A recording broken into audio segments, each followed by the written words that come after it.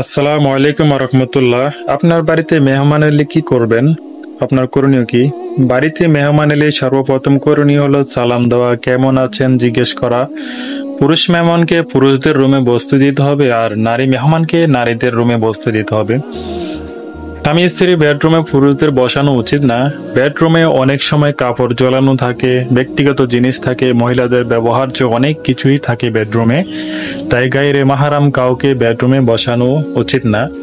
যে রুমে মেহমান বসবে সে রুমের দরজায় পর্দা পুরোপুরি টানিয়ে দিতে হবে, যাতে অন্য রুমে দৃষ্টি না পড়ে। এক্ষেত্রে লক্ষণীয় বিষয় হলো মেহমানের বসার স্থান দরজা বরাবর না করা, তাহলে বাতাসে পর্দা উড়ার কারণে অন্য রুমের দৃশ্য চোখে পড়বে না।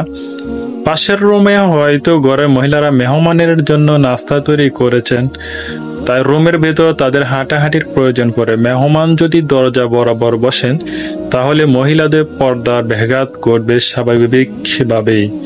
মেহমান এলে ঘরের মা বোনদের অন্যতম একটি করণীয় হলো নিম্নস্বরে কথা বলা। মেহমান থাকা অবস্থায় ঘরে কোনো উচ্চ বাচ্চ না করা, বাচ্চাদের জোরে ধমক না দেওয়া।